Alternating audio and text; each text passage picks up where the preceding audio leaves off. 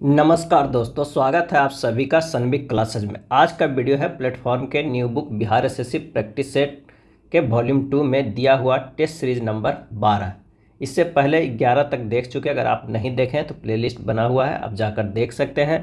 इसमें 150 प्रश्न दिया हुआ है, पूरे प्रश्न को डिटेल सोल्यूशन हम यहाँ पर करते हैं मैथ और रीजनिंग का, तो आप पूरा देखें, एग्जाम में काफ़ी फ़ायदा करेगा। तो आइए शुरू करते हैं पहले प्रश्न से। पहला प्रश्न है कि प्राचीन स्मारक संरक्षक एक्ट किस वायसराय के कार्यकाल में पारित हुआ था। प्राचीन स्मारक संरक्षक एक्ट किस वायसराय के कार्यकाल में पारित हुआ था, और इसका सही आंसर हो जाएगा ऑप्शन सी, लॉर्ड कर्जन के कार्यकाल में पारित हुआ था। लॉर्ड कर्जन का कार्यकाल कब से कब तक था, तो 1899 से लेकर 1905 ईस्वी तक था। कर्जन के कार्यकाल में 1904 में प्राचीन स्मारक संरक्षण अधिनियम पारित हुआ था। कब? 1904 ईस्वी में। भारतीय पुरातत्व सर्वेक्षण की स्थापना जो हुआ है 1861 ईस्वी में किया गया था। 1906 में भारतीय पुरातत्व विभाग को स्थायित्व प्रदान किया गया था। और भारतीय पुरातत्व सर्वेक्षण के प्रथम महानिदेशक थे अलेक्जेंडर कनिंघम थे। अगला प्रश्न है कि निम्नलिखित में से भारतीय ओलंपिक संघ की पहली महिला अध्यक्ष कौन बनी। भारतीय ओलंपिक संघ की पहली महिला अध्यक्ष कौन बनी? सही आंसर हो जाएगा ऑप्शन ए, पीटी उषा। भारतीय ओलंपिक संघ की पहली महिला अध्यक्ष पीटी उषा बनी। और अंतर्राष्ट्रीय ओलंपिक समिति की पहली भारतीय महिला सदस्य कौन बनी थी, तो वो बनी थी नीता अंबानी। कौन बनी थी? नीता अंबानी। अंतर्राष्ट्रीय ओलंपिक समिति की पहली भारतीय महिला सदस्य नीता अंबानी बनी थी। और ओलंपिक में मेडल जीतने वाली पहली भारतीय महिला कर्णम मल्लेश्वरी थी। कर्णम मल्लेश्वरी थी, और जिनको क्या नाम से पुकारा जाता था? The iron lady. किस नाम से? द आयरन लेडी के नाम से भी जाना जाता था। और वर्ल्ड चैंपियन में गोल्ड जीतने वाली पहली भारतीय हिमा दास असम राज्य से संबंध रखती है। अगला प्रश्न है नमो भारत है। नमो भारत क्या है, और इसका सही आंसर हो जाएगा ऑप्शन सी, भारत की पहली सेमी हाई स्पीड क्षेत्रीय रेल सेवा। भारत की पहली सेमी हाई स्पीड क्षेत्रीय रेल सेवा है। रैपिडेक्स जो पहले नाम था, रैपिडेक्स का नया नाम नमो भारत रखा गया है। भारत की पहली सेमी हाई स्पीड क्षेत्रीय रेल सेवा नमो भारत है। भारत के अहमदाबाद नगर निगम ने स्वच्छता ट्रेन पहल शुरू भी किया है। भारत की पहली orange Vande Bharat express train Kerala राज्य को मिली है। इनमें कौन सा देश संयुक्त राष्ट्र सुरक्षा परिषद का स्थायी सदस्य नहीं है? आंसर हो जाएगा ऑप्शन ए, जापान। जापान देश संयुक्त राष्ट्र सुरक्षा परिषद का स्थायी सदस्य नहीं है। संयुक्त राष्ट्र सुरक्षा परिषद के 5 स्थायी सदस्य देश है।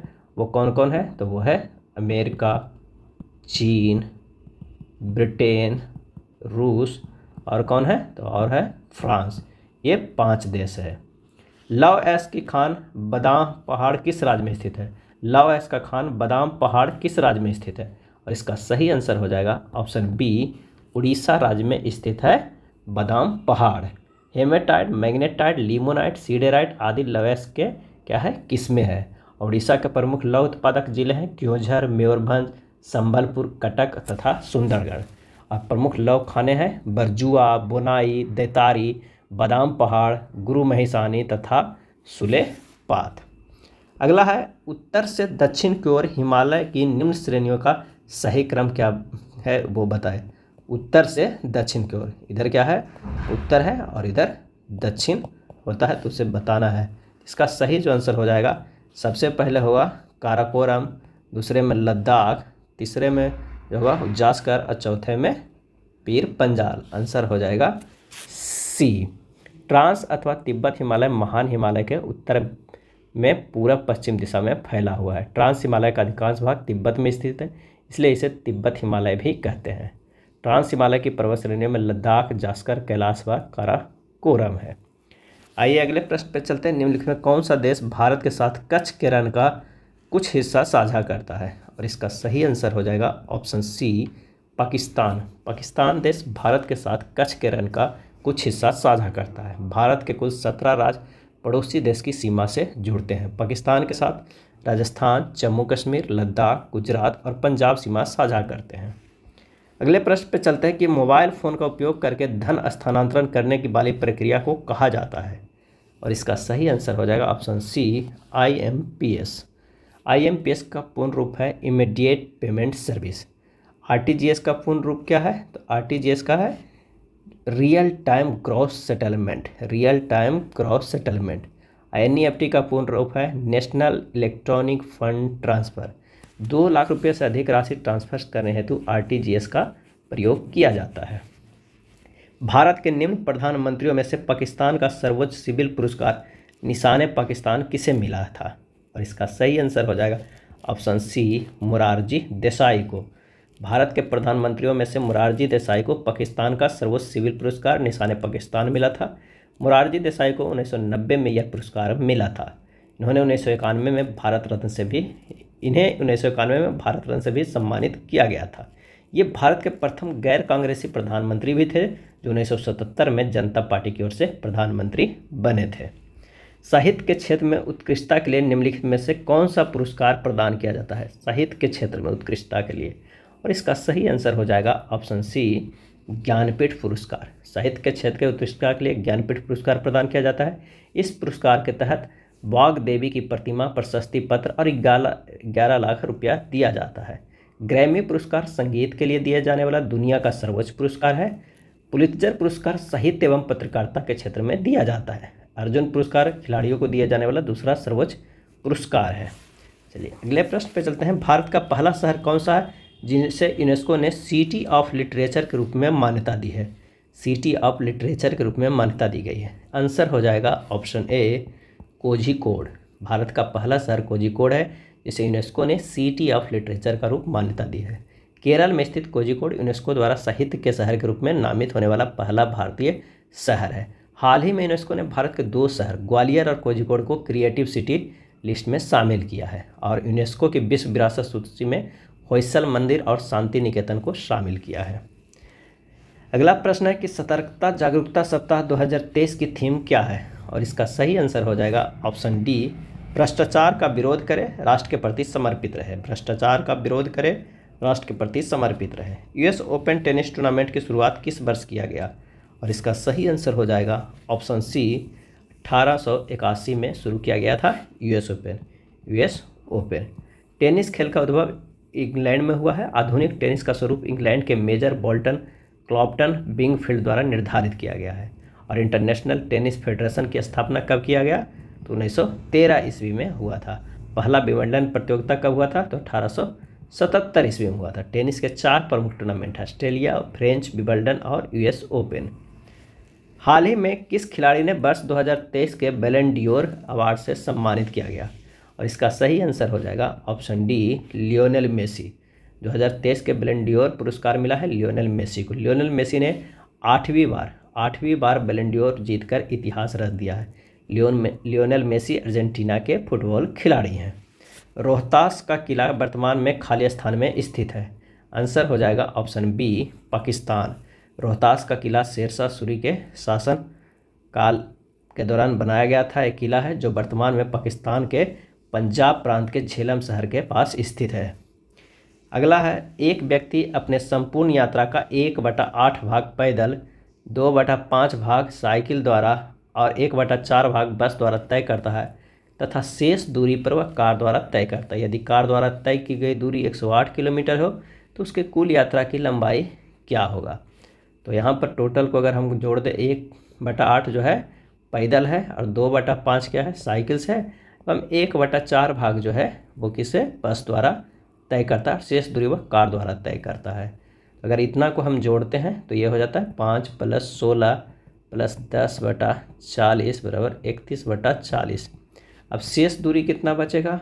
शेष दूरी तो 1 में से 31/40 घटा देंगे तो ये बचेगा 9/40 भाग हमारे पास शेष बच जाएंगे। अब कह रहा है कि कार द्वारा तय की गई तो 108 किलोमीटर हो तो उसके कुल यात्रा की लंबाई ज्ञात करना है। तो यात्रा की लंबाई बराबर जो हो जाएगा 108 × 40/9 बराबर हो जाएगा 480 किलोमीटर, क्योंकि जो शेष बचता है वही कार द्वारा चलता है। तो 9/40 जो हो जाएगा वो इक्वल टू बराबर कितना हो जाएगा, 480 हो जाएगा। तो इससे निकाल देंगे, सॉरी 108 हो जाएगा तो उससे निकाल देंगे तो 480 किलोमीटर आ जाएगा। आंसर हो जाएगा ए। 2.1/5 7.2/9 का कौन सा भाग है? तो प्रश्न में कह रहा है कि 7.2/9 का x बराबर कितना है, 2.1/5। जब इसे सोल्व करेंगे तो 65/9 × x बराबर 11/5। x बराबर हो जाएगा 11/5 गुना 9/65। जब इसे काट पीट करेंगे तो 99/325 आएगा। आंसर हो जाएगा हमारे पास ए। चलिए अगले प्रश्न पे चलते हैं कि 7 वर्ष पूर्व पति पत्नी और बच्चे की औसत आयु कितना है, 42 वर्ष है। और 9 वर्ष पूर्व पत्नी और बच्चे की औसत आयु 36 वर्ष थी। पति का वर्तमान आयु क्या है? तो 7 वर्ष पूर्व औसत आयु कितना था, 42 था। तो वर्तमान में पति पत्नी और बच्चे की आयु कितना हो जाएगा, 42 + 7 गुना 3, क्योंकि वो 7 तीनों में तो होगा। तो आंसर हमारे पास आ जाएगा कितना, 147 वर्ष इसका। अच्छा 9 वर्ष पूर्व कितना था औसत आयु, 9 वर्ष पूर्व तो वो 36 था। अब वर्तमान में क्या हो जाएगा, तो 36 + 9 गुना 2 बराबर क्या हो जाएगा, 90 वर्ष। पत्नी और बच्चे की बात कर रहा है, वहाँ तीनों के, पत्नी पति और बच्चे तीनों का। तो अब इससे फर्स्ट और ये नहीं हो गया सेकेंड, इन दोनों से हमें पति की वर्तमान आयु निकल जाएगा। पति का वर्तमान आयु कितना हो जाएगा, तो वो हो जाएगा 147 - 90 बराबर 57 वर्ष। आंसर हो जाएगा हमारे पास वो है डी। अगला प्रश्न है कि चीनी के मूल्य में जब 20% की कमी होती है तो एक व्यक्ति को 360 रुपये में 2 किलोग्राम चीनी अधिक खरीद सकता है। अगर 20% कम कर दिया जाए तो अब 360 रुपये में जितना खरीदा था उससे 2 kg ज़्यादा खरीद रहा है।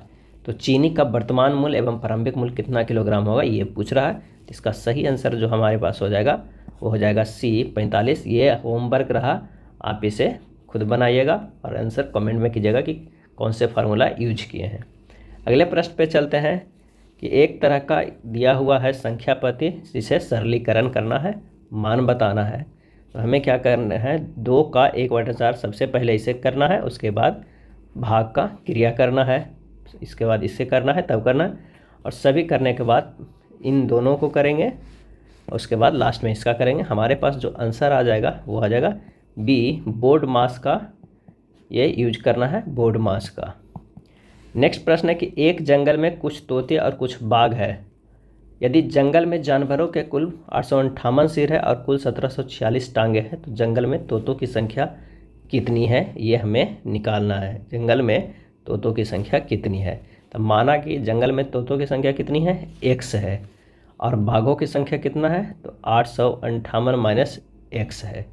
अब प्रश्न में क्या कह रहा है कि x गुना 2 + 858 - x गुना 4। यहाँ पर क्या है, हमें पैर की बात कर रहे हैं। पैर कितना होता है बाघ में, 4, और तोता में 2, बराबर कितना दिया हुआ, 1746। इसे जब सोल्व करेंगे तो हमारे पास x का जो मान आ जाएगा वो कितना आ जाएगा, 843 आ जाएगा। कितना आ जाएगा, 843।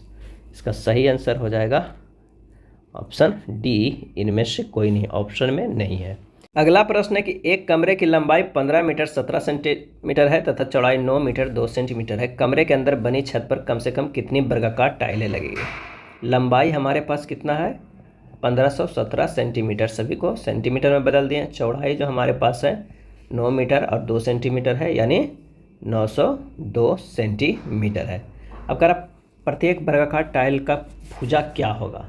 तो भुजा अगर लंबाई और चौड़ाई जो हमारे पास 1517 दिया हुआ है और 902, इन दोनों को अगर मसा निकाल देंगे तो वही हमारे पास क्या होगा, वर्गाकार टाइल की प्रत्येक भुजा होगा। तो ये कितना इन दोनों का मसा हो जाएगा, तो वो हो जाएगा 41 सेंटीमीटर। मसा इसलिए निकाल रहे हैं कि यही एक सबसे बड़ी से बड़ी संख्या है जो इन दोनों को पूरी तरह डिवाइड कर सकता है, तो हाईएस्ट कॉमन फैक्टर है। अब कह रहा है कि छत का क्षेत्रफल कितना होगा। छत का क्षेत्रफल कितना होगा, तो ये होगा 1517 गुना 902 वर्ग सेंटीमीटर। और टाइल का क्षेत्रफल जो हमारे पास टाइल लगेगा उसका क्षेत्रफल कितना हो जाएगा, 41 गुना 41 हो जाएगा। तो टाइलों की संख्या अगर हमें निकालना है तो वो कितना हो जाएगा, 1517 गुना 902 बटा 41 गुना 41 कर देंगे, हमारे पास आंसर आ जाएगा 814 सी, जितना कि इतने टाइलों की संख्या लगेगी। अगला प्रश्न है A/B बराबर 3/5, B/C बराबर 7/8 और C/D बराबर 2/3 हो तो 2A/3D बराबर होगा किसके बराबर होगा। तो आइए इसे सोल्व करते हैं। अगर A/D निकालना है तो हमें क्या करना होगा, ए बटा डी हो गया ए बटा बी गुना बी बटा सी गुना सी बटा डी। तो ए बटा बी कितना है, 3/5 है, ये 7/8 है और ये 2/3 है। इसे कैलकुलेट करेंगे तो 7/20 हो जाएगा। प्रश्न में कह रहा है कि 2a/3d है, यानी 2 गुना 7/3 गुना 20 बराबर 7/30 हो जाएगा। आंसर हमारे पास हो जाएगा बी ऑप्शन। आइए अगले प्रश्न पे चलते हैं। 8 व्यक्तियों की एक समिति में से 25 वर्ष तथा 35 वर्ष के 2 सदस्यों के स्थान पर 2 स्त्रियों को लिए जाने से समिति के सदस्यों की औसत आयु में 1.5 वर्ष की वृद्धि हो जाती। इन 2 स्त्रियों की औसत आयु क्या है। अभिष्ट औसत आयु बराबर क्या हो जाएगा, औसत आयु बराबर, तो ये हो जाएगा 25 + 35 + 8 गुना 1.5/2 हो जाएगा 60 + 12/2 बराबर हो जाएगा 36 वर्ष। आंसर हमारे पास हो जाएगा बी। x और y दो धनात्मक संख्याएं इस प्रकार है कि x ग्रेटर देन y तथा x तथा y के वर्गों का योगफल 24 और 26 है। तो x का वर्गमूल 7, तो y का वर्ग क्या होगा। कह रहा है कि √x बराबर कितना है, 7 है, x का वर्गमूल 7 है, तो x बराबर क्या हो जाएगा, 49 हो जाएगा, क्योंकि ये इधर जाके स्क्वायर में हो जाएगा। अब कह रहा है कि x² + y² बराबर जो है 2426 है, तो 49 के स्क्वायर प्लस y² बराबर 2426। 49 के स्क्वायर कितना हो जाएगा, 2401 हो जाएगा, प्लस y² बराबर 2426, y² बराबर हो जाएगा 25, y बराबर हो जाएगा कितना, 5। 2401 इधर जाकर घट जाएगा तो हमें 25 आ जाएगा ये, तो y बराबर हमारे पास कितना आ गया, तो y बराबर आ गया है 5। अब y² बराबर आ रहा है 25। पूछ रहा है y का वर्ग क्या होगा, तो आंसर हो जाएगा डी। अगले प्रश्न पे चलते हैं कि अमित ने साधारण ब्याज पर 25,000 की राशि उधार ली। भोला ने उतनी ही राशि चक्रवृद्धि ब्याज वार्षिक आधार पर चक्रवृद्धि होने वाले पर उधार ली। 2 वर्ष के अंत में भोला को अमित की तुलना में 160 रुपये अधिक ब्याज देना पड़ा। वार्षिक ब्याज दर क्या होगा। अब प्रश्न में कह रहा है कि अंतर बराबर जो होता है वो होगा P × R/100 के होल स्क्वायर।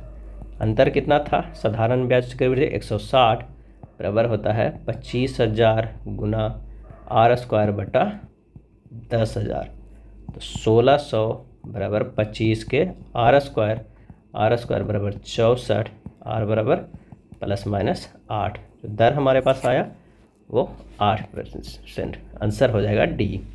यदि 2 संख्याओं का योग 50 है और इनमें से एक संख्या दूसरी की 2/5 गुनी है तो संख्याएं क्या होगा। पहली संख्या बराबर क्या है, पहली संख्या बराबर x, दूसरी संख्या बराबर कितना है 2x/5। प्रश्न में कह रहा है x + 2x/5 बराबर 50।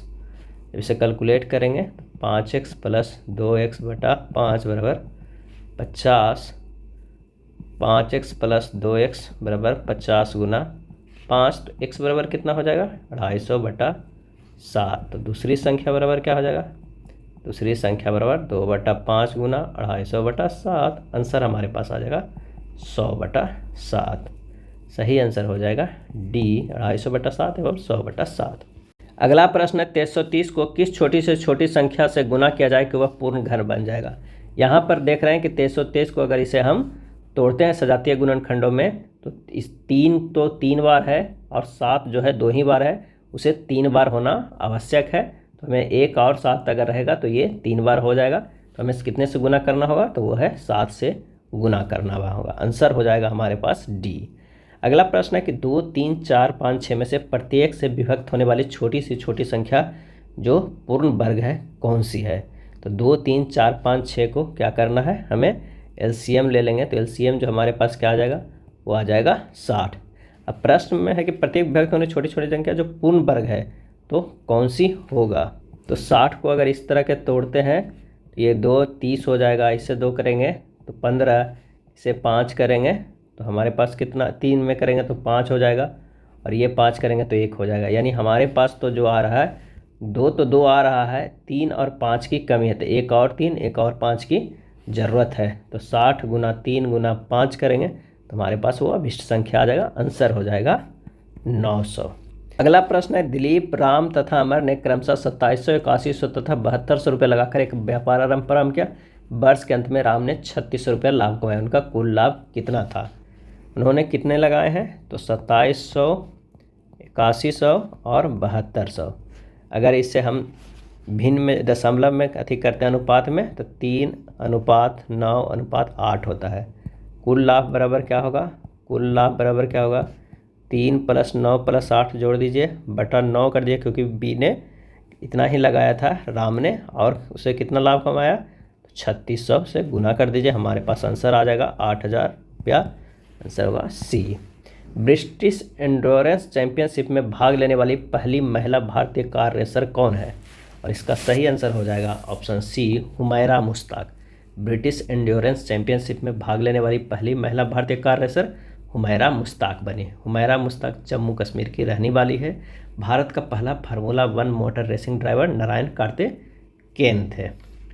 भारत में प्रांतीय स्वायत्तता का प्रवेश, और इसका सही आंसर हो जाएगा ऑप्शन डी, 1935 के भारत सरकार अधिनियम से हुआ है।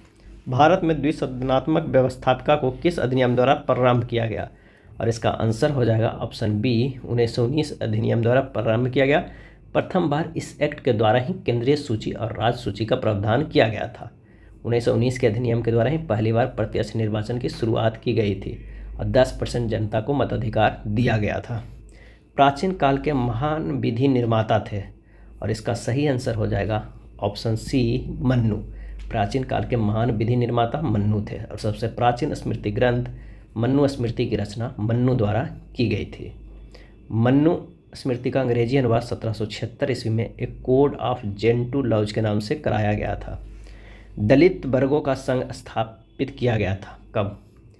इसका सही आंसर हो जाएगा ऑप्शन ए, किसके द्वारा? तो डॉक्टर BR अम्बेडकर द्वारा किया गया था दलित वर्गों का संघ। भारत में दलित आंदोलन की शुरुआत ज्योतिबा फुले के नेतृत्व में हुई थी। निम्नलिखित में से कौन सा त्यौहार सूर्य भगवान और उनकी पत्नी उषा को समर्पित है? और इसका सही आंसर हो जाएगा ऑप्शन ए, छठ पूजा। छठ पूजा त्यौहार सूर्य भगवान और उनकी पत्नी उषा को समर्पित है। कार्तिक शुक्ल पक्ष की षष्ठी को मनाई जाने वाली छठ पूजा हिंदुओं का एक प्रमुख पर्व है। यह पर्व पूर्वी भारत के बिहार, झारखंड, पूर्वी उत्तर प्रदेश और नेपाल के तराई क्षेत्रों में दीपावली के 6 दिन बाद मनाया जाता है। अंतर्राष्ट्रीय कृष्ण भावनामृत संघ इस्कॉन की स्थापना किसने की? अंतर्राष्ट्रीय कृष्ण भावनामृत संघ इस्कॉन की स्थापना किसने की? इसका सही आंसर हो जाएगा ऑप्शन ए, भक्ति वेदांत स्वामी प्रभुपाद। भक्ति वेदांत स्वामी प्रभुपाद। इस्कॉन की स्थापना 13 जुलाई 1966 ईस्वी को हुआ था। इस्कॉन के कुछ मूलभूत नियम हैं कि तप, किसी भी प्रकार का नशा नहीं, चाय कॉफ़ी भी नहीं, शौच, अवैध स्त्री पुरुष गमन नहीं, दया, मांसाहार अभक्ष्य भक्षण नहीं, लहसुन प्याज भी नहीं, और सत्य, जुआ नहीं, शेयर बाजार भी नहीं। भारतीय रिजर्व बैंक RBI की मौद्रिक नीति समिति में कुल कितने सदस्य होते? और इसका सही आंसर हो जाएगा ऑप्शन डी, 6। RBI की मौद्रिक नीति में 6 सदस्य होते हैं। भारतीय रिजर्व बैंक के गवर्नर जनरल मौद्रिक नीति समिति के 6 सदस्यों में से एक होता है। गवर्नर जनरल मौद्रिक नीति का अध्यक्ष होता है, मौद्रिक नीति का। सिंधु नदी ग्रेट इंडियन डेजर्ट के खाली स्थान में स्थित है। आंसर हो जाएगा डी, पश्चिम में स्थित है। थार मरुस्थल भारत राजस्थान में स्थित है और इसे ग्रेट इंडियन डेजर्ट भी कहा जाता है। निम्नलिखित में कौन सा शुद्ध घरेलू उत्पाद की अवधारणा का सबसे अच्छा निरूपण करता है?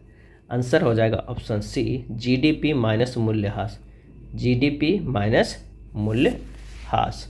शुद्ध घरेलू उत्पाद किसी भी अर्थव्यवस्था का वह सकल घरेलू उत्पाद है जिसमें से एक वर्ष के दौरान होने वाले मूल्यह्रास को क्या करता है? घटाकर प्राप्त किया जाता है। वास्तव में जिन संसाधनों द्वारा उत्पादन किया जाता है, उपयोग के दौरान उनके मूल्य में कमी हो जाती है।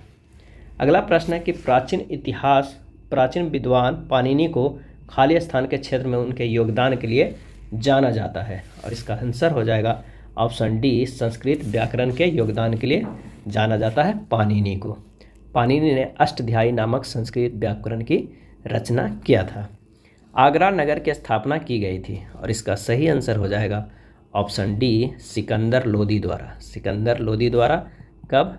तो 1504 ईस्वी में आगरा शहर की स्थापना की गई थी और 1506 में इसे अपनी राजधानी बनाया था। आगरा में सिकंदर लोदी ने बादलगढ़ का किला भी बनवाया था। जून 2023 को संपन्न महिला हॉकी जूनियर एशिया कप 2023 का खिताब किस देश ने पहली बार जीता है? महिला हॉकी जूनियर एशिया कप 2023 का खिताब आंसर हो जाएगा ए, भारत ने जीता है। भारत ने फाइनल में 4 बार के चैंपियन दक्षिण कोरिया को हराकर यह खिताब जीता है। अबुल फजल के हत्यारे को पुरस्कृत किया गया था। अबुल फजल के हत्यारे को पुरस्कृत किया गया था। आंसर हो जाएगा ऑप्शन बी, जहांगीर ने। अबुल फजल के हत्यारे को जहांगीर ने पुरस्कृत किया था। वीर सुहजद्देव बुंदेला ने अकबर के पुत्र राजकुमार सलीम यानी जहांगीर के बहकावे में आकर अबुल फजल की हत्या कर दिया गया था। कब? तो 1602 ईस्वी में। वीर सिंह जुदेव बुंदेला एक मुगल जागीरदार था और ओरछा राज का 1605 से 26 तक शासक रहा। भारत में ब्रिटिश साम्राज्य के अंतर्गत अवध को मिलाया गया था। सही जवाब हो जाएगा ऑप्शन सी, कुशासित राज की घोषणा करके। कुशासित राज की घोषणा करके अवध को भारत में ब्रिटिश साम्राज्य के अंतर्गत मिलाया गया था। 1856 में डलहौजी के कार्यकाल में कुशासन के आरोप में अवध को ब्रिटिश साम्राज्य से मिलाया गया था। व्यक्तिगत सिद्धांत के तहत सबसे पहले किसे मिलाया गया था? सतारा को मिलाया गया था 1848 ईस्वी में। 1848 ईस्वी में। लॉर्ड डलहौजी का कार्यकाल 1848 से 56 तक रहा था। बूट डिस्पैच 1854 में लागू किया गया था। शिक्षा से संबंध 18 संख्याओं का औसत 42 है। यदि प्रत्येक संख्या को 1.1/2 से गुना कर दिया जाए तो परिणामी संख्या का औसत कितना हो जाएगा? हमारे पास ये प्रश्न कह रहा है। तो परिणामी औसत जो हो जाएगा 42 गुना 1.1/2 बराबर 42 गुना 3/2 बराबर 63। हमारे पास जो आंसर आ जाएगा वो हो जाएगा 63। यदि 5 अंक वाली संख्या इतना है तो 3, 7 और 11 से विभाज्य है तो 2/-8x समान क्या हो जाएगा? तो 3, 7, 11 का एलसीएम क्या हो जाएगा? तो हो जाएगा 231। अगर हम 231 से डिवाइड करेंगे कितना? 2, 4, 7 और यहाँ पर 0, 0। अगर एक्स वाई का मान रखते हैं तो यहाँ पर सबसे पहले एक बार में काटते हैं 231 हो जाएगा। यहाँ पर हो जाएगा 16। फिर हमें 0, 0 उतारते हैं। यहाँ पर अगर हम 6 बार में काटते हैं तो कितना हो जाएगा? 1386। ये हो जाएगा 214। तो एक्स वाई बराबर हमारे पास आ गया 231 - 214 बराबर 17। अगर हम यहाँ पे 17 रख देंगे तो ये पूरी कट जाएगा। एक्स बराबर 1 और वाई बराबर 7। आंसर हमारे पास है जब इसे सोल्व करेंगे तो वाई बराबर कितना है? 7 है। तो 7 2 गुना 7 14 -8 गुना 1 बराबर कितना हो जाएगा? 6। यही हमारा आंसर आ जाएगा। तो ऑप्शन टी हो जाएगा। सुरभि ने एक वस्तु के अंकित मूल्य पर 12% छूट पर 176 में बेचा। छूट ना देने पर उसे 25% का लाभ प्राप्त होता है। वस्तु का क्रय मूल्य ज्ञात करें। आइए देखते हैं। माना कि अंकित मूल्य क्या है? 1 है। छूट कितना है? छूट है 12% है। x गुना 88% बराबर कितना हो जाएगा? 176। x बराबर हो जाएगा 176 गुना 100/88 बराबर 200 हो जाएगा। फिर माना क्रय मूल्य बराबर क्या है? क्रय मूल्य बराबर होगा 22। लाभ बराबर 25%। तो पुनः प्रश्न में कह रहा है 22 गुना 125 बराबर 200। तो 22 बराबर कितना हो जाएगा? 200 गुना 100/125 यानी 160 रुपया। सिर्फ इसमें अच्छे से सोचना होगा कि कहाँ पर 125 लेना है और कहाँ पर जो हमें 88 लेना है, और अच्छे से कैलकुलेट किया तो आंसर आ जाएगा। आंसर हो जाएगा बी 160। यदि p बराबर 11 है तो p × p² + 3p + 3 का मान क्या होगा? आइए देखते हैं। p बराबर क्या है? 11। तो p × p² + 3p + 3 बराबर 11 × 11 का स्क्वायर + 3 × 11 + 3 बराबर होगा 11 गुना 121 + 33 + 3 बराबर 11 गुना 157 बराबर 1727। आंसर हो जाएगा हमारे पास ऑप्शन बी। ए और बी की मासिक आय 5.6 के अनुपात में है तथा उनके मासिक व्यय का अनुपात 3:4 है। यदि वे प्रति मास क्रमशः 1800 रुपये और 1600 रुपये बचत करते हैं तो बी की मासिक आय क्या है? आइए इसे सोल्व करते हैं। माना कि ए और बी की आय क्रमशः कितना है? तो वो है 5x और 6x। व्यय कितना है 3y और 4y है। प्रश्न में कह रहा है कि 5x माइनस 3y बराबर ये 1800 बचत कर रहे हैं और इनका कितना है तो 6x माइनस 4y बराबर 1600, यदि 3x माइनस 2y बराबर 800। अब ये इक्वेशन 2 है, ये इक्वेशन 1 है, दोनों के सोल्व करेंगे। x बराबर 1200 और y बराबर 1400, तो b की आई बराबर हो जाएगा 6x, 6 गुना 1200 बराबर 7200 रुपया। आंसर हमारे पास आ जाएगा डी। नेक्स्ट प्रश्न है, यदि गेहूं का एक विशेष स्टोर से खरीदा जाता है तो प्रति किलोग्राम गेहूं का मूल्य 25% कम होता है। इसी कमी के कारण एक गृहिणी 1200 में 10 किलोग्राम अधिक गेहूं खरीद पाती है। पहले वह कितनी मात्रा में गेहूं खरीद पाती थी। माना कि गेहूं के प्रारंभिक मूल्य कितना है, प्रारंभिक मूल्य तो ये है 100 रुपया जो है पर केजी है। तो नया मूल्य बराबर हो जाएगा x गुना 100 माइनस कितना होगा 25/100 बराबर 3x/4 रुपये पर केजी है। अब प्रश्न में कह रहा है कि 1200/3x/4 माइनस 1200/x बराबर कितना 10 कह रहा है। तो इसे सोल्व करेंगे तो 400/x बराबर 10 हो जाएगा। x बराबर कितना हो जाएगा 40 रुपये पर केजी, 40 रुपये पर केजी। आगे जब इसे सोल्व करेंगे कुल मात्रा में गेहूँ, कुल मात्रा अगर हम निकालेंगे तो कितना हो जाएगा, तो वो हो जाएगा 1200/40, तो आंसर हो जाएगा 30 केजी, आंसर हो जाएगा 30। नेक्स्ट है 140 रुपये में 15 की दर से कुछ फल खरीदे गए और उतने ही फल 120 में 10 की दर से खरीदे गए। यदि सभी फलों को 132 रुपये प्रति दर्जन की दर से बेचा जाए तो पूरे लेन देन में कितना लाभ प्रतिशत होगा, ज्ञात करें। 15 फल का क्रय मूल्य जो हमारे पास है वो कितना है, वो 140 है। 6 फल का क्रय मूल्य कितना हो जाएगा 140/15 गुना 6 बराबर 56 रुपया। 10 फल का 120 रुपया क्या है क्रय मूल्य, तो 6 फल का क्रय मूल्य 120/10 गुना 6 बराबर कितना हो जाएगा 72।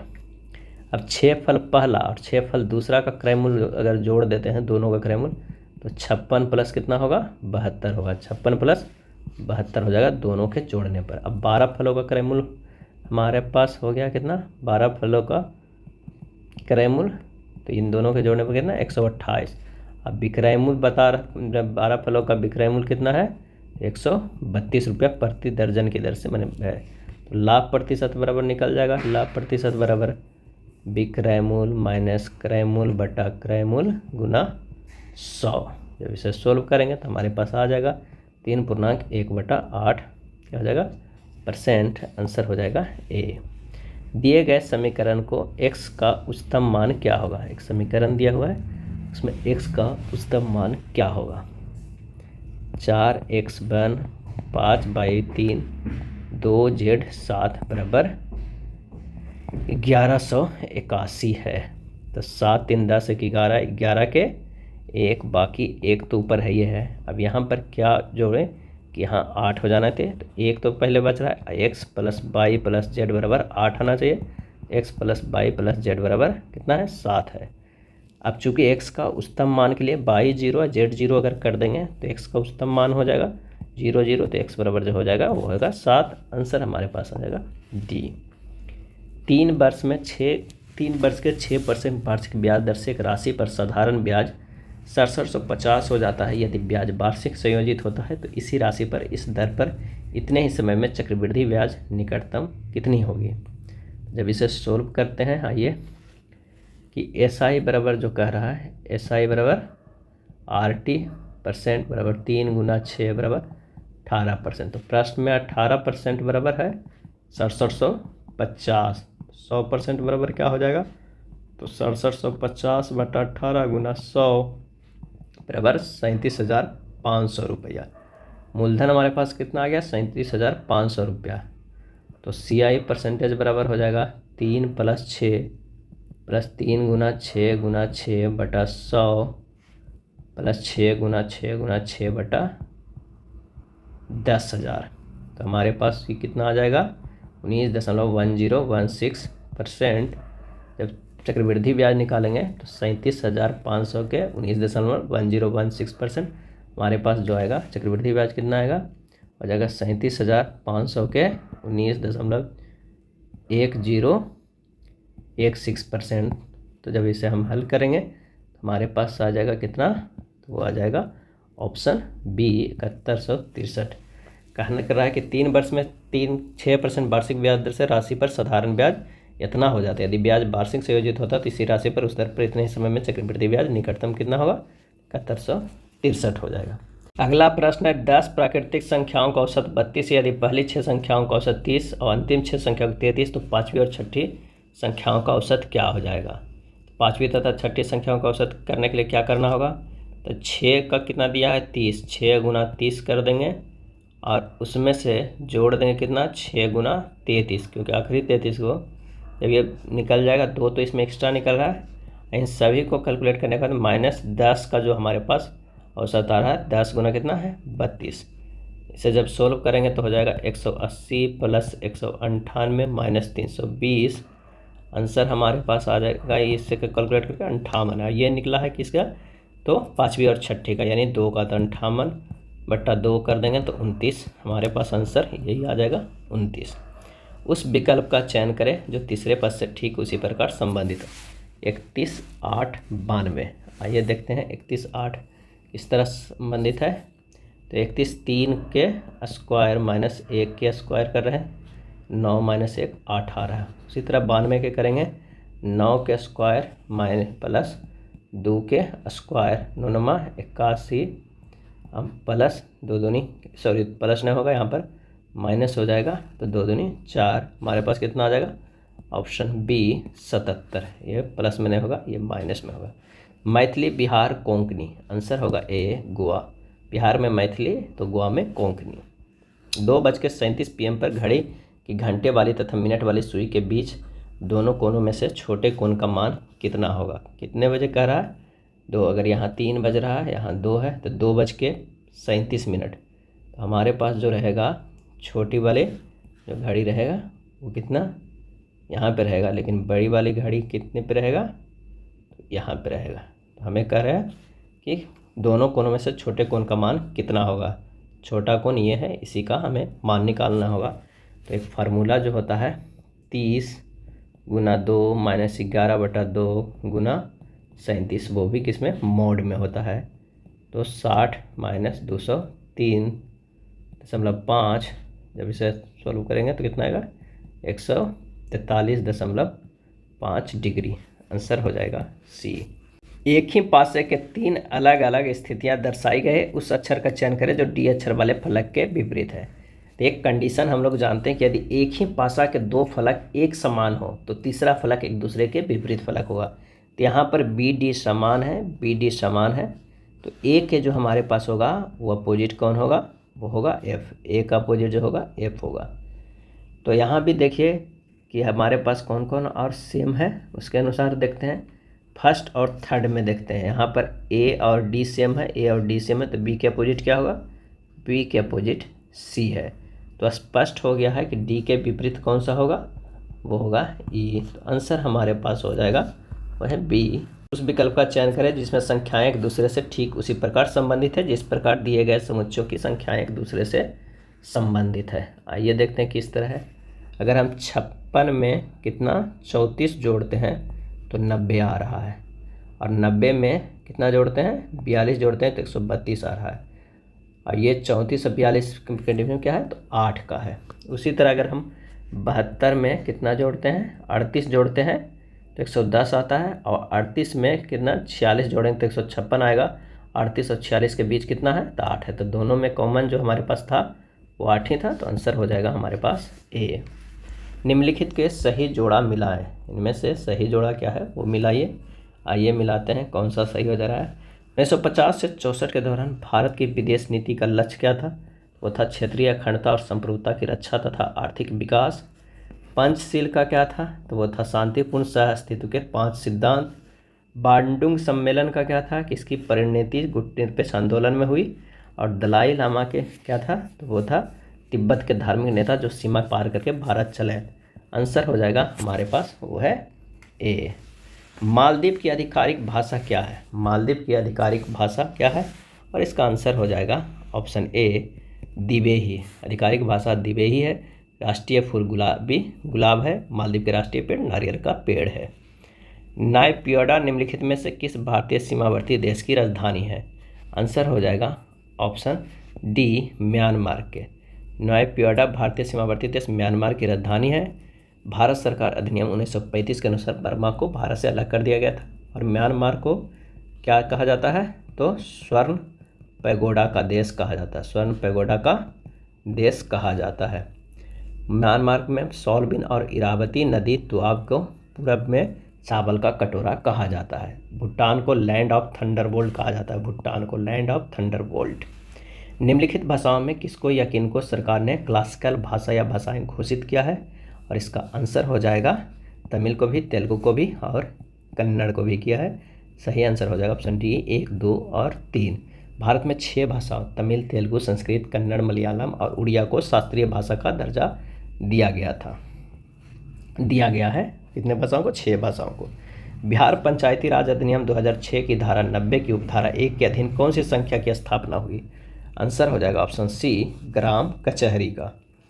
ग्राम कचहरी सरपंच, पंच एवं न्याय मित्र से मिलकर बनता है। ग्राम कचहरी का क्षेत्र है ग्राम पंचायत होता है। ग्राम कचहरी में सरपंच एवं पंच का प्रत्यक्ष चुनाव होता है। अंधेर नगरी चौपट राजा नामक नाटक निम्नलिखित में से किसके द्वारा लिखी गई है? और इसका आंसर हो जाएगा ऑप्शन सी भारतेंदु हरिश्चंद्र के द्वारा लिखी गई है। मैथिली शरण गुप्त के प्रसिद्ध पुस्तक भारत भारती, जयशंकर प्रसाद के कमायनी और आंसू लहर, सुमित्रानंद पंत के चितंबरा और पल्लव, रामधारी सिंह दिनकर के कुरुक्षेत्र एवं उर्वशी, काजी नजरुल इस्लाम के अग्नि बीना। बिहार के गांवों तक वैज्ञानिक खेती को प्रभावी एवं गहरी पहुंच के लिए कौन योजना प्रारंभ किया गया? आंसर हो जाएगा ऑप्शन बी मेरा गांव मेरा गौरव। मेरा गांव मेरा गौरव। इस योजना में देश के सभी कृषि विश्वविद्यालयों में ICAR के सभी कृषि विशेषज्ञों को इसमें शामिल किया गया है। पंचायती राज व्यवस्था प्रारंभ करने से पूर्व गांव के लिए सर्वांगीण विकास के लिए कौन सी कार्यक्रम योजना चलाया गया था?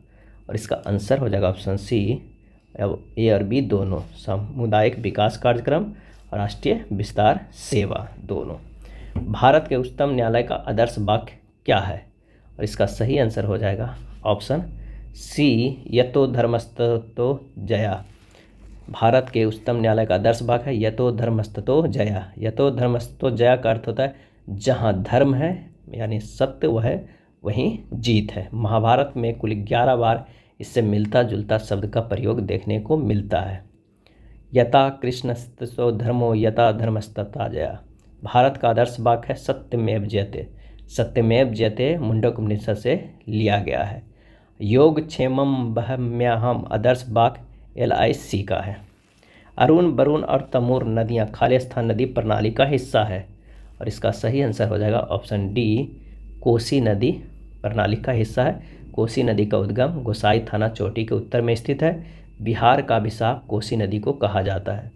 कोसी नदी को महाभारत में कौशिक नदी के नाम से भी जिक्र किया गया है। 2011 की जनगणना के अनुसार निम्नलिखित में से किस राज्य की जनसंख्या सबसे कम है? और इसका सही आंसर हो जाएगा ऑप्शन ए सिक्किम राज्य की जनसंख्या सबसे कम है। दीफू दर्रा कहाँ स्थित है? दीफू दर्रा सही जवाब हो जाएगा ऑप्शन बी अरुणाचल प्रदेश में, अरुणाचल हिमालय में स्थित है। अरुणाचल हिमालय में स्थित है दीफू दर्रा। बोमडिला दर्रा अरुणाचल प्रदेश में, यांग्योप दर्रा अरुणाचल प्रदेश में, जलेपला दर्रा सिक्किम में, बड़ा लाचा दर्रा हिमाचल प्रदेश में, पीर पंजाल दर्रा जम्मू कश्मीर में, जोजिला दर्रा जम्मू कश्मीर में, नीति दर्रा उत्तराखंड में, रोहतांग दर्रा हिमाचल प्रदेश में, माना दर्रा उत्तराखंड में और बुर्जिल दर्रा जम्मू कश्मीर में। ये सब प्रमुख हैं दर्रे जो किस राज्य में स्थित हैं। भारत की संसद में पहला लोकपाल विधेयक कब पेश किया गया था? और इसका सही आंसर हो जाएगा ऑप्शन बी 1968 ईस्वी में पेश किया गया था। लोकपाल स्वीडन में सर्वप्रथम 1809 ईस्वी में ओम्बुड्समैन के नाम से स्थापित किया गया था। भारत लोकपाल विधेयक 1967 में अनेक बार संसद में लाया गया जो पारित नहीं हो पा रहा था। 2019 में पिनाकी चंद्र घोष को देश का पहला लोकपाल बनाया गया था। सूची 1 और सूची 2 को मिला करना, एक तरफ पर्वत शिखर है एक तरफ ऊंचाई है।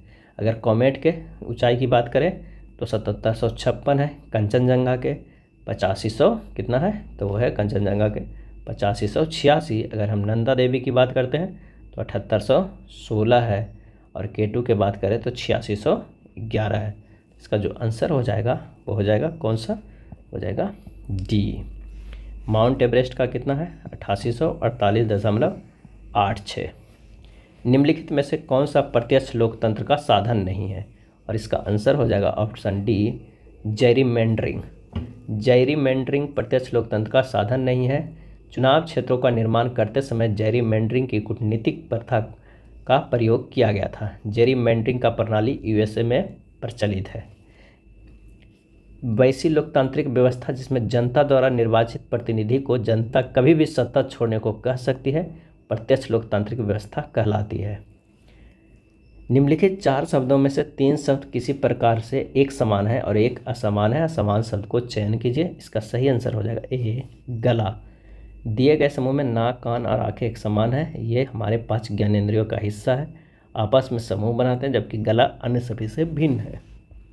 यदि बैकफील्ड शब्द के अक्षरों को अंग्रेजी वर्णमाला के क्रम में व्यवस्थित किया जाए तो अक्षर एफ के दाहिनी और दूसरा अक्षर कौन सा होगा। आइए इसे करते हैं। A B C D E F I K L S. हमारे पास स्पष्ट एफ के दाहिने अक्षर में दूसरा क्या हो जाएगा, तो वो हो जाएगा के। आंसर हो जाएगा बी। 4 महिलाएं गीता, अनीता, मोनू और रीना कैरम खेल रही है। अनीता मोनू के सामने बैठी है, रीना गीता के सामने बैठी है। यदि अनीता के सामने की ओर पूर्व दिशा में है तो मोनू के सामने की ओर कौन सी दिशा होगी। आंसर हमारे पास हो जाएगा, वो हो जाएगा ए, पश्चिम दिशा में, क्योंकि अनीता इधर बैठी है, मोनू इधर है, मोनू जो है इधर है, और गीता या रीना हो इधर होगी, और रीना या गीता। तो हमारे पास इस तरह के अगर है हमारे आंसर हो जाएगा कौन सा, तो हो जाएगा ए। कथन और धारणाएं का प्रश्न है। जॉन ने अपने सहायक से कहा डाक को डाक पेटी में डाल दो। धारणाएं, सहायक को वह पता ज्ञात है जहां डाक भेजी जानी है। दूसरा है सहायक आदेशों का पालन करेगा। इसका सही आंसर हो जाएगा बी, केवल धारणा सेकंड अंतर्निहित है। यदि प्लस का अर्थ भाग है, माइनस का अर्थ गुना है, गुना का अर्थ जोड़ है, भाग का अर्थ घटाना है, तो निम्न व्यंजक का मान क्या होगा। इसका सही आंसर हो जाएगा option A. L plus M का अर्थ है कि एल एम का पुत्र है, ब्लड रिलेशन का है। आप इसे सोल्व कीजिएगा, आंसर हो जाएगा हमारे पास डी, ए सी का मौसा, मामा या मौसा है। दिए गए विकल्पों में उस शब्द को चुनिए जिसे दिए गए शब्द को अक्षरों का प्रयोग द्वारा नहीं बनाया जा सकता है। इसका आंसर हो जाएगा सी, निवेंटिव नहीं बनाया जा सकता है, क्योंकि मूल शब्द में अक्षर भी एक ही है। इसमें भी जो है वो है 2 और इसमें जो भी है वो एक ही है। आंसर हो जाएगा सी। सीक्वेंस को इस तरह लिखा जाता है तो चिल्ड्रेन को किस प्रकार लिखा जाएगा। तो आइए, विपरीत अक्षर सिर्फ लिखा गया है। एस का विपरीत एच है, ई का विपरीत भी है, उसी तरह क्यू का विपरीत भी है। सभी का विपरीत अक्षर लिखा गया है।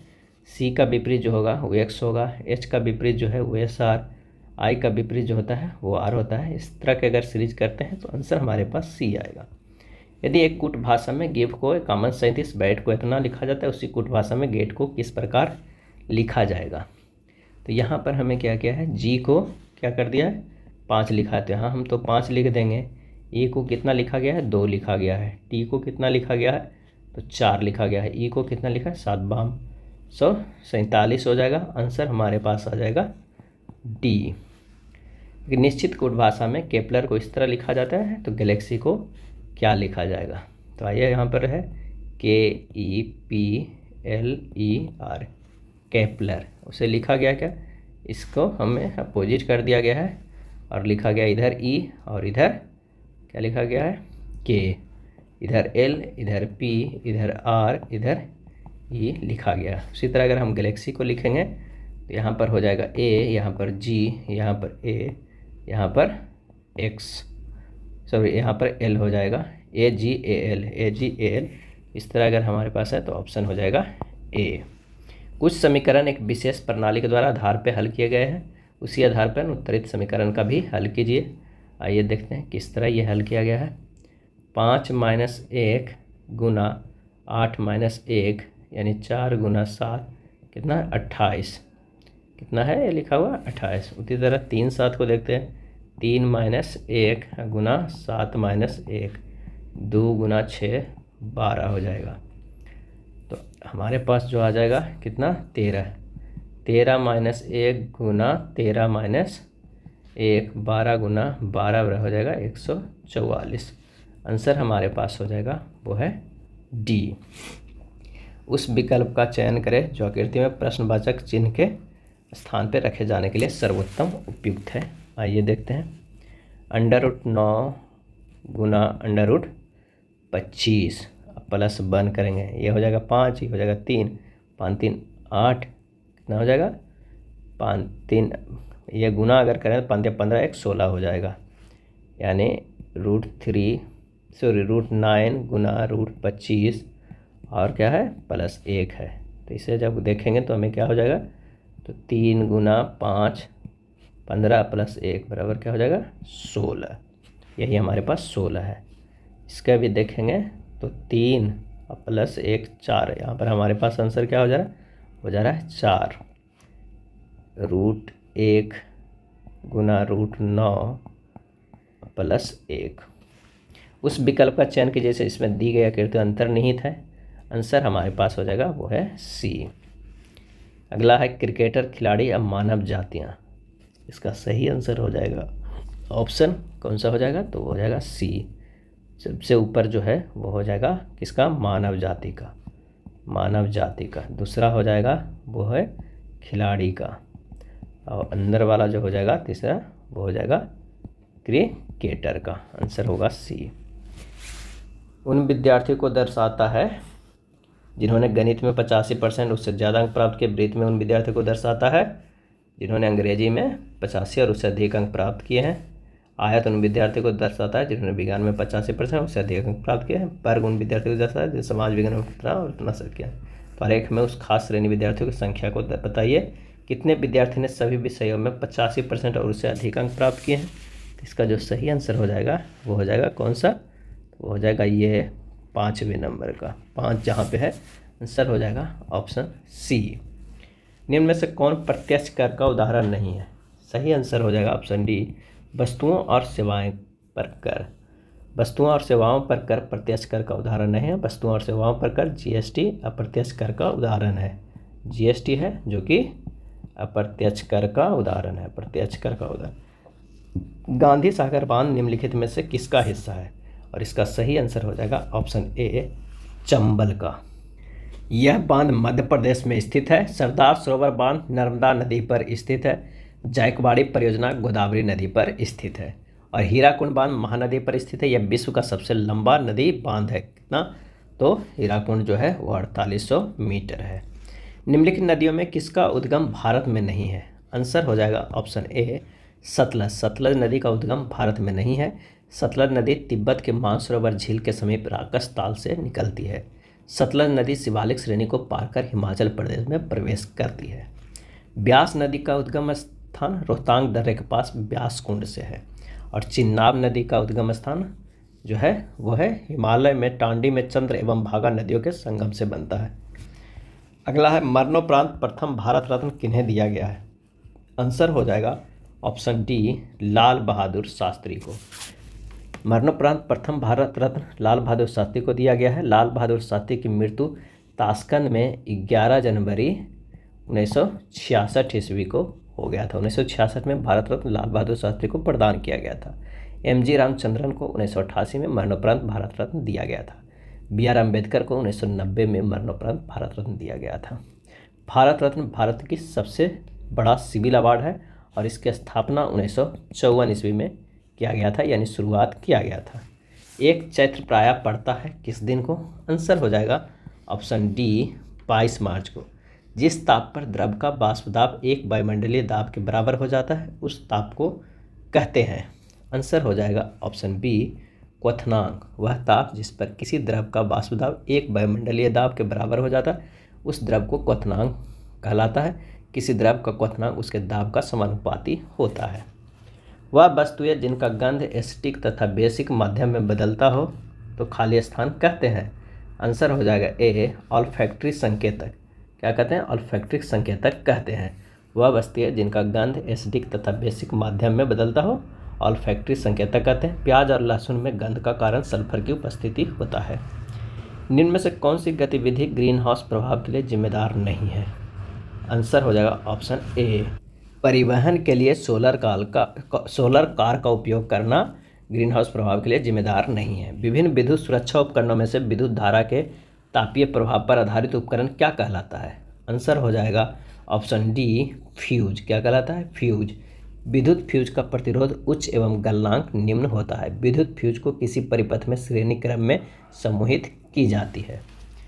अगला प्रश्न है कथन एवं दो कथन दिया हुआ है। मानव शरीर में पाए जाने वाले एंजाइमों के संबंध में निम्नलिखित में से कौन सा कथन सही है, ये बताना है। माल्टेज लार में उपस्थित होता है और शर्करा माल्टोज मानव शरीर में पाए जाने वाले एंजाइमों के संबंध में है। एमाइलेज लार में उपस्थित होता है और स्टार्च को शर्करा में परिवर्तित करने में सहायक होता है। तो कौन सा सही है? आंसर हो जाएगा ऑप्शन डी, ए और बी दोनों सही है। निम्नलिखित में कौन सा प्रकाश अपवर्तन का उदाहरण नहीं है? आंसर हो जाएगा ऑप्शन डी, अस्त होते हुए सूर्य का रंग लाल होना। अस्त होते हुए सूर्य का रंग लाल होना प्रकाश का अपवर्तन का उदाहरण नहीं है। प्रकाश के अपवर्तन का उदाहरण क्या है? तो वह है इंद्रधनुष का निर्माण होना। इंद्रधनुष का निर्माण होना, उसके बाद तारों का टिमटिमाना, मानव आँख द्वारा छवि का निर्माण करना, ये सभी अपवर्तन का है जो कि उदाहरण है। अगला प्रश्न है परजीनी गाय रोजी के दूध में मिलने वाला प्रोटीन है। आंसर हो जाएगा ऑप्शन ए मानव अल्फा लैक्ट एलोबुमिन। मानव अल्फा लैक्ट एलोबुमिन। यह 1997 में विकसित प्रथम ट्रांसजेनिक गाय है। इसमें 1 लीटर दूध में 2.4 ग्राम पर लीटर यह प्रोटीन उत्पन्न होता है। संसार का सर्वोत्तम दूधिया नस्ल होल्स्टीन फ्रीजियन है। अगला है द्रव्यमान संरक्षण के नियम का उत्तम उदाहरण है। आंसर हो जाएगा ए 12 ग्राम कार्बन 32 ग्राम ऑक्सीजन से संयोग करके 44 ग्राम CO2 का निर्माण करता है। आंसर हो जाएगा ए। NaCl के घोल में लवण का सांद्रण बढ़ाने पर निम्नलिखित में किस गुणधर्म के परिवर्तित न होने की आशा करेंगे? आंसर हो जाएगा ऑप्शन सी अपवर्तनांक। NaCl के घोल में लवण का सांद्रण बढ़ाने पर pH का मान और बढ़ जाएगा। ताप बढ़ने पर भी समानता अपवर्तनांक घटता है। लाल रंग का अपवर्तनांक सबसे कम होता है। निम्नलिखित में कौन सा कथन सही है, ये बताना है। तो आइए देखते हैं कौन सा कथन सही है। तो ठोस CO2 को सूखी बर्फ के रूप में जाना जाता है, ये सही है। ठोस CO2 सीधे तरल के रूप में बदल जाती है, गलत है। ठोस CO2 सीधे तौर पर गैस के रूप में बदल जाती है, ये बिल्कुल सही है। इसी को सब्लिमेशन का ये एग्जाम्पल है। तो आंसर हो जाएगा हमारे पास डी, पहला और थर्ड सही है, दूसरा गलत है। 106 नंबर लेखाकार लड़कियां इंटरनेट उपयोगकर्ता, इसका सही जवाब हो जाएगा वो है डी। एक तरफ लेखाकार, एक तरफ लड़कियां और एक तरफ जो होगा इंटरनेट उपयोगकर्ता। निम्नलिखित 4 आकृतियों में से 3 एक निश्चित प्रकार की समानता एक असंगत है, कौन सा सही हो जाएगा? वो हो जाएगा सी, वो है पहला। अखिल पूरब की ओर 2 किलोमीटर की दूरी तक चलता है और फिर बाएं मुड़ता है और 2 किलोमीटर चलता है। वह अपनी प्रारंभिक स्थिति से किस दिशा में चल रहा है? पहले 2 किलोमीटर पूरब की ओर चढ़ता है, बाएं मुड़ता है और ये सीधा चलता है। तो इसका जो हमारे पास हो जाएगा वो है नॉर्थ में जा रहा है। आंसर हो जाएगा ए, उत्तर पूरब में ये जा रहा है। नेक्स्ट देखते हैं, यदि 29 नवंबर 2018 को गुरुवार है तो 29 नवंबर 2021 को कौन सा दिन होगा? इसका सही जवाब हो जाएगा तो 29 नवंबर 2018 का दिन गुरुवार है। 29 नवंबर 2018 से 29 नवंबर 2021 तक विषम दिनों की संख्या कितनी हो जाएगी? 1 + 1 + 2 = 4 हो जाएगा। तो 29 नवंबर 2021 का दिन हो जाएगा गुरुवार और प्लस क्या होगा, ये 4 दिन का हो जाएगा सोमवार। क्या हो जाएगा? सोमवार। अगला है अक्षरों का कौन सा समूह खाली स्थानों पर क्रमवार रखने पर दी गई अक्षर श्रृंखला को पूरा करेगा? आंसर हो जाएगा ऑप्शन डी। 5 मित्र PQRS T एक वृत्ताकार मेज के चारों ओर केंद्र की ओर मुख करके बैठे हैं। S P के ठीक बगल में दाईं ओर है, T Q के ठीक बगल में बाईं ओर है, P S और R बीच में है। T के बाईं ओर दूसरे स्थान पे कौन बैठा हुआ है? अगर आप उसे अरेंज कीजिएगा तो इस तरह आएगा। यहाँ पर R हो जाएगा, यहाँ पर P हो जाएगा, यहाँ पर S हो जाएगा, यहाँ पर टी हो जाएगा और यहाँ पर क्यू हो जाएगा। आंसर हमारा हो जाएगा पी। एक व्यक्ति ने अपने से आगे एक लड़के को दिखाया और कहा कि वह मेरी पत्नी की भाभी का पुत्र है, किंतु मैं अपने माता पिता का एकमात्र संतान हूँ, मेरे पुत्र का उससे क्या संबंध होगा? आंसर होगा चचेरा या ममेरा भाई। आंसर बी हो जाएगा। एक दिन एक बस में 90 विद्यार्थी यात्रा कर रहे थे, जिसमें लड़कों और लड़कियों की संख्या का अनुपात 2:1 था। अगले दिन विद्यार्थियों की संख्या पूर्ववत थी, लेकिन लड़कों और लड़कियों की संख्या का अनुपात 3:2 हो गया। दोनों दिन बस में यात्रा करने वाले लड़कों की संख्या में कितना अंतर था? यानी अगर पहले दिन लड़का कितना था 60 था, तो लड़कियां कितनी थी 30 थी। दूसरे दिन जो है वो अगर हम 3 + 2 5 से भागा दे देंगे 90 में, तो कितने बार में हमें ये कट जाएगा? तो ये कट जाएगा 18 बार में कट जाएगा। तो 54 लड़का था और लड़कियां कितनी थी? तो 36 लड़कियां थी। अब इन दोनों के डिफरेंस कितना था? तो वो था 6। आंसर हो जाएगा हमारे पास वो है बी। कितना हो जाएगा? बी। निम्न श्रेणी के प्रश्नवाचक चिन्ह के स्थान पर कौन सी पद आएगा? आइए देखते हैं। 42 से 41 गया, यानी 1 के माइनस हुआ है, तो 1 के स्क्वायर माइनस हुआ है। 41 से 45 तो 2 के स्क्वायर जुड़ा है। 45 से 36 कितना हुआ है? 9 गया है, तो माइनस हुआ है कितना? 3 के स्क्वायर। अब क्या होगा? प्लस होगा 4 के स्क्वायर, तो ये 52 हो गया। फिर माइनस हुआ है 5 के स्क्वायर, प्लस होगा 27 से 27 प्लस 6 के स्क्वायर होगा, तो 27 + 36, 6 × 6 = 36 कितना हो जाएगा? 63। आंसर हो जाएगा डी।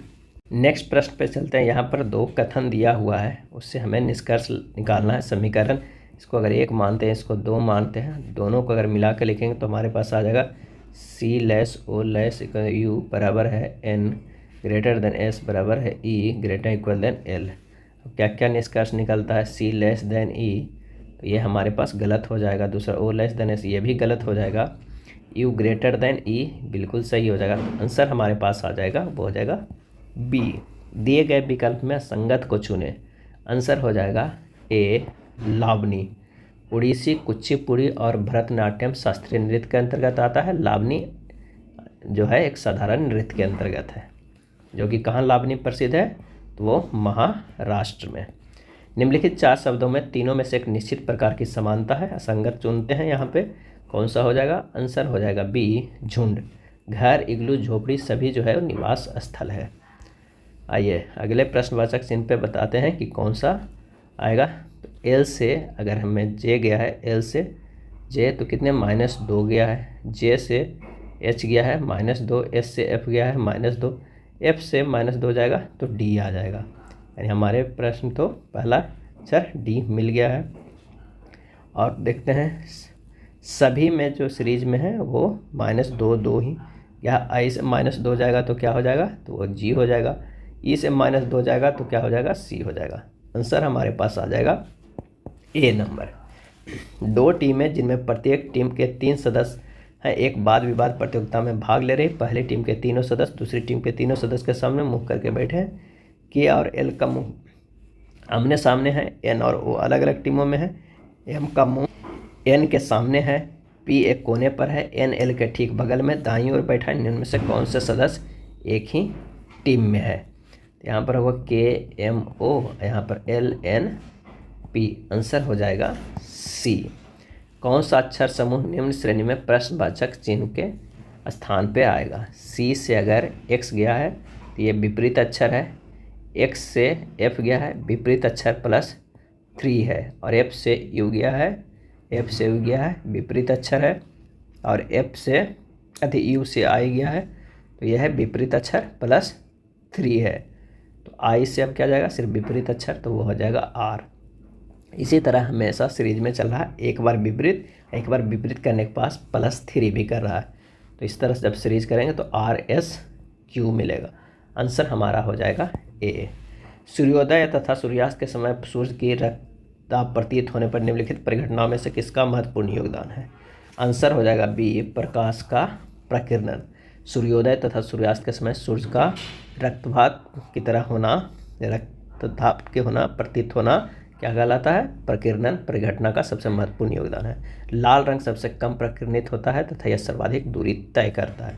सूर्योदय तथा सूर्यास्त के समय प्रकाश को हम तक पहुंचने के लिए अधिक दूरी तय करनी पड़ती है, अतः केवल लाल रंग ही हमारे नेत्रों तक पहुंचता है और असमान रक्ताभ प्रतीत होता है। मिल्क ऑफ मैग्नीशिया का पीएच मान कितना होता है? तो 10.5 होता है। मिल्क ऑफ मैग्नीशिया किसे कहते हैं? तो MgOH के होल ट्वाइस को कहते हैं, जिसका पीएच मान 10.5 होता है। जल की छोटी बूंदों द्वारा प्रकाश के खाली स्थान से इंद्रधनुष बनती है। आंसर हो जाएगा क्या? तो डी, अपवर्तन एवं पूर्ण आंतरिक परावर्तन से इंद्रधनुष बनता है। इंद्रधनुष परावर्तन, पूर्ण आंतरिक परावर्तन तथा अपवर्तन का वर्ण विक्षेपण का सबसे अच्छा उदाहरण है। जब वर्षा की बूंदों पर आपतित होने वाली सूर्य की किरणों का 2 बार अपवर्तन और 1 बार परावर्तन होता है तो प्रारंभिक इंद्रधनुष का निर्माण होता है। आधुनिक आवर्त सारणी में किस तत्व में संयोजकता इलेक्ट्रॉन की संख्या सीजियम के संयोजकता इलेक्ट्रॉन के समान होती है? आंसर हो जाएगा ऑप्शन बी, पोटेशियम की। निम्नलिखित में कौन सा एक उद्योग सर्वाधिक नॉन बायोडिग्रेडेबल वेस्ट उत्पन्न करता है? इसका सही आंसर हो जाएगा option D, thermal power plant. Thermal power plant gas biodegradable अपशिष्ट के रूप में फ्लाई ऐश का उत्पादन करता है। फ्लाई ऐश चूर्णित कोयले के दहन से थर्मल पावर प्लांट से उत्पन्न अपशिष्ट उपोत्पाद सामग्री है। कार्बन मोनोऑक्साइड एक ज्वलनशील गैस है। निम्नलिखित में कौन सी गैस ज्वलनशील है? आंसर हो जाएगा option D, hydrogen. Carbon monoxide एक ज्वलनशील गैस है और दिए गए विकल्प में हाइड्रोजन गैस भी ज्वलनशील है। हाइड्रोजन को आवर्त सारणी के वर्ग 1 में रखा गया है। हाइड्रोजन हल्की गैस है, इसे भविष्य का ईंधन भी कहा जाता है। एक्टिनाइड श्रेणी में 14 तत्व है। निम्नलिखित में कौन सा तत्व इस श्रेणी का सदस्य नहीं है? आंसर हो जाएगा सी, टीएम। एक्टिनाइड श्रेणी में 14 तत्व है, टीएम तत्व इस श्रेणी का सदस्य नहीं है। टीएम थूलियम एक लैंथेनाइड तत्व है। प्रकाश खाली स्थान से संचरित होता है। आंसर हो जाएगा ऑप्शन डी, सीधी रेखा। प्रकाश सीधी रेखा में संचरित होता है। प्रकाश एक प्रकार की ऊर्जा है जो विद्युत चुंबकीय तरंगों के रूप में संचरित होता है। प्रकाश का कणिका सिद्धांत न्यूटन ने दिया है। निम्न में से कौन सा कथन गलत है, ये बताना है। कौन सा कथन गलत है? आंसर हो जाएगा ए, अधात्वीय धनायन बनाती है। ये गलत है। अधात्वीय ऋणायन बनाती है, अधात्वीय विद्युत के कुचालक होती है, अधात्वीय अम्लीय ऑक्साइड बनाती है। ये तीनों सही है। आंसर हो जाएगा ए। मानव आहार में निम्नलिखित में से किस विटामिन की कमी होने से शुष्काभिचार जीरोफ्थेलेमिया नामक रोग होता है? और इसका सही आंसर हो जाएगा ऑप्शन ए, विटामिन ए की कमी से जीरोफ्थेलेमिया नामक रोग होता है। रतौंधी भी विटामिन ए की कमी से होता है। B1 से बेरी, सी की कमी से स्कर्वी, डी की कमी से रिकेट्स, ई की कमी से जनन शक्ति में कमी और के की कमी से खून का थक्का नहीं जमना। एप्सम लवण इसका यौगिक है और इसका आंसर हो जाएगा ऑप्शन बी, Mg का। एप्सम लवण Mg का यौगिक है। एप्सम लवण का सूत्र क्या होता है? MgSO4 × 7H2O। निम्नलिखित कथनों में कौन सा कथन सही नहीं है? बताना है कौन सा कथन सही नहीं है। आंसर हो जाएगा बी, हरे पौधे अपना भोजन कार्बनिक यौगिकों से प्राप्त करते हैं। ये कथन सही नहीं है। सभी हरे पौधे और नीले हरे शैवाल उत्पादक होते हैं। उत्पादक स्वयं अपना भोजन कार्बनिक यौगिकों से तैयार करते हैं। पौधे और ऊर्जा का रासायनिक ऊर्जा में बदल देते हैं। पौधे और ऊर्जा को रासायनिक ऊर्जा में बदल देते हैं। हमारे पास जो ये है बी वाला कथन वो सही नहीं है।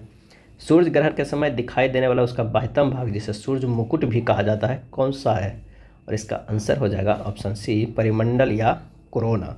सूर्य ग्रहण के समय दिखाई देने वाला उसका बाह्यतम भाग जिसे सूर्य मुकुट भी कहा जाता है वह परिमंडल या कोरोना है। सूर्य के वर्णमंडल के परे भाग को किरीट या कोरोना कहते हैं। अब आइए, एक तरफ आविष्कार है, एक तरफ आविष्कार करता है, देखते हैं। भाप का इंजन जेम्स बॉन्ड ने किया था, जेम्स बॉट ने। रेल का इंजन को किसने आविष्कार किया है? तो स्टीफेंस ने किया है। गैस का इंजन का आविष्कार किसने किया है? तो डाइमलर ने। किसने? तो डाइमलर ने। रॉकेट का इंजन को किसने किया है? तो गोडार्ड ने। किसने? गोडार्ड ने। इसका जो सही आंसर हो जाएगा वो कौन सा हो जाएगा? तो आंसर हो जाएगा ए। परमाणु बलों के सिद्धांत की खोज किसने की? सही आंसर ऑप्शन बी, हिडेकी उकावा। परमाणु बलों के सिद्धांत की खोज हिडेकी उकावा ने किया है। परमाणु के अंदर नाभिक में न्यूट्रॉन एवं प्रोटॉन का स्थानांतरण होता है। इससे दोनों के बीच एक बल कार्य करता है जिसे नाभिकीय बल कहते हैं। परमाणु संरचना का जॉन डाल्टन ने सर्वप्रथम अध्ययन किया था और परमाणु विखंडन का सिद्धांत ओटो हॉर्न ने दिया था। परमाणु भट्ठी सर्वप्रथम एनरिको ने बनाया था और परमाणु बम सर्वप्रथम रॉबर्ट ओपनहीमर ने बनाया था। अगला है 4 मित्र कैरम खेल रहे हैं, वे कैरम बोर्ड के चारों ओर बैठे हुए हैं। बी सी के दाईं ओर है, डी ए के बाईं ओर है, सी के बाईं ओर कौन है? इसका सही आंसर हो जाएगा ऑप्शन बी ए हो जाएगा। इस तरह अगर कैरम है, यहाँ पर कैरम है, बैठे हुए कहाँ पर? यहाँ पर सी है, यहाँ पर बी है, पर डी है और यहाँ पर ए आंसर हो जाएगा। आइए कथन एवं निष्कर्ष के प्रश्न है। कोई भी पत्ती हरी नहीं है। यहाँ पर कह रहा है कि कोई पत्ती है जो हरी नहीं है, हरी नहीं है। उसके बाद कह रहा है कि सभी फल हरे हैं। यहाँ पर जो है सभी फल हैं वो कि हरे हैं। नेक्स्ट कह रहा है कुछ मिठाइयाँ फल है। अब कुछ मिठाइयाँ जो है वो क्या है? फल है। तो चलिए निष्कर्ष में देखते हैं। कोई भी पत्ती फल नहीं है, बिल्कुल सही। सभी मिठाइयाँ हरी है, गलत है। कुछ पत्तियाँ हरी हो सकती है, गलत है। तो आंसर हो जाएगा हमारा कौन सा? तो वो है केवल निष्कर्ष एक अनुसरण करता है। आइए कथन एवं निष्कर्ष का। सभी चम्मच गोल है। अगर ये चम्मच है तो सभी चम्मच क्या है? गोल है। उसके बाद कहता है सभी गोल आकृतियाँ हैं। ये जो है वो है आकृतियाँ हैं, आकृतियाँ। तो आइए देखते हैं। कुछ आकृतियाँ गोल है, बिल्कुल सही है। सभी चम्मच आकृतियाँ, ये भी सही है। आंसर हो जाएगा ऑप्शन डी। अंग्रेजी शब्दकोश के अनुसार व्यवस्थित करते हैं, क्या होगा? तो आंसर हो जाएगा डी। सार्थक क्रम में अगर व्यवस्थित करेंगे तो आंसर क्या हो जाएगा? वो हो जाएगा बी, पुत्र, भाई, पति, दामाद, फिर उसके बाद पिता। 141 नंबर फिगर का प्रश्न है, कौन सा ही हो सकता है? वो हो जाएगा ए। 142 नंबर की बात करते हैं तो वो हो जाएगा डी। 143 नंबर की बात करते हैं, 143। भाई इसमें क्या संबंध है? तो 3, 28, उसके बाद 128 है। अगर 28 से -3 करेंगे तो 25 होगा। फिर इसको 5 से गुना करेंगे तो 125 है। 128 से भी 3 घटा रहे हैं तो 125 आ रहा है। उसी तरह अगर हम 20 से कितना करेंगे? 1 घटाएंगे ना, 19 आएगा। और 96 से भी 1 घटाएंगे तो क्या आएगा? 95। इन दोनों के करेंगे 5 से गुना तो आ जाता है 95, 19 × 5 = 95। हमारे पास जो आंसर हो जाएगा वो बी है। यानी हमारा जो आखिरी का वो जो 5 का गुना है वो जरूर आना चाहिए। 144 नंबर की बात करें तो उसका आंसर हो जाएगा सी। 145 नंबर का आंसर क्या हो जाएगा? 145 नंबर प्रश्न का आंसर हो जाएगा ए। 146 नंबर प्रश्न का फिगर वाला है वो क्या हो जाएगा? तो वो हो जाएगा सी। 147 में आकृति में कितने त्रिभुज है ये बताना है, तो इसका जो आंसर हो जाएगा वो हो जाएगा सी, 18। 148 नंबर प्लस का अर्थ भागा वाला है, सिर्फ विकल्प सही करना है। कौन सा इसमें सही है? इसका जो आंसर हो जाएगा वो हो जाएगा ए। 149 की बात करते हैं तो वो हो जाएगा बी, अंकगणितीय संक्रियाएँ हैं। 150 नंबर की बात करते हैं, इसमें हमें इस तरह समूह दिया गया है, तो रोड को लिखेंगे तो क्या लिखेंगे?